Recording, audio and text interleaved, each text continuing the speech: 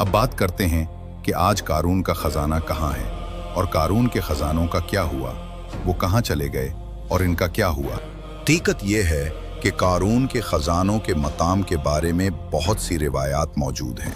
ये कहा जाता है कि कारून का महल, जो कि मिस्र के जुनूब मगरिब में फयूम सूबे में बहरा कारून के करीब वाक़े है, वही महल है जिसका जिक्र कुरान में है।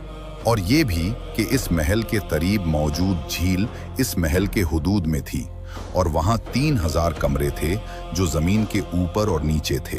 कहा जाता है कि जो भी इसमें दाखिल होता वो रास्ता भटक जाता और शायद सदमे से दो चार होता और फिर अपना होश व हवास खोकर बाहर निकलता। रवायात के मुताबिक ये मालूमात एक तवील अरसे तक आम रहीं, यहाँ तक कि आसार कदीमा के माहिरीन ने यह साबित कर दिया कि ये तमाम मालूमात गैर हकीकी हैं और इस मशहूर महल का कुरान में मज़कूर कारून के महल से कोई ताल्लुक़ नहीं है।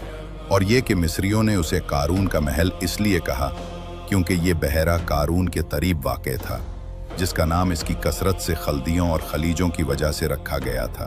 और इसे इब्तिदा में बहरा उल कुरून कहा जाता था, जो बाद में बदलकर बहरा कारून हो गया। ये भी पता चला कि इन मालूमात को यहूदियों ने फैलाया था जब वो मिस्र में मौजूद थे। उन्होंने ये अफवाह फैलाई कि ये महल कुरान में मज़कूर कारून का है और तौरात में मज़कूर कोरह का है। तौरात के मुताबिक कोरह लावे बिन याकूब की नस्ल में से था, जिसने नबी हज़रत मूसा और हारून अलैहिस्सलाम के खिलाफ बगावत की क़यादत की थी। अल्लाह ने उसे ज़मीन को फाड़ कर कोरह और उसकी जमात और उनके घरों को निगल कर सज़ा दी। उलमा ने यह भी तस्दीक की कि ये इमारत, जिसे कारून का महल कहा जाता है, वो एक कदीम मंदिर है और उसका कारून और उसके महल से कोई ताल्लुक़ नहीं है। इसी तरह इसका भी कोई सबूत नहीं है कि मौजूदा बहरा कारून वही जगह थी जहां कारून रहता था। इन तमाम बातों के बावजूद बहुत से लोगों ने इन गर्क शुदा खजानों को तलाश करने की उम्मीद में झील की गहराइयों में गोता लगाया, लेकिन अब तक कोई चीज़ नहीं मिली। जबकि कुछ लोगों का ख्याल है कि कारून का महल इराक के इलाके नैनोवा में वाक़ था। उन्होंने कारून को कदीम नैनवा के बादशाहों में से एक अपोलो से जोड़ा, जिसके पास ज़मीन के नीचे खजानों में महफूज बेपनाह दौलत थी। लेकिन ये मंतिकी नहीं है, क्योंकि कारून मिस्र की सरजमीन पर था, इराक में नहीं।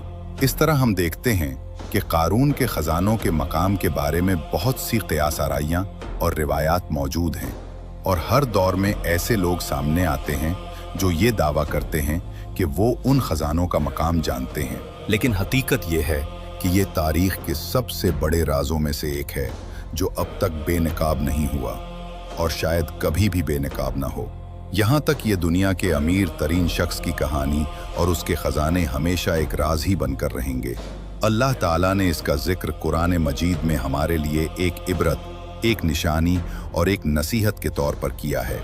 कुरान हमेशा माजी की उम्मतों की कहानियाँ इज्तिमाई या अफरादन बयान करता है, ताकि बाज़ लोगों की झूठी बातों को रद्द किया जा सके, या ताकि ये उन लोगों के लिए एक इबरत हो जो नबी हज़रत मोहम्मद सल्लल्लाहु अलैहि वसल्लम की दावत का इनकार करते हैं और झुटलाते हैं।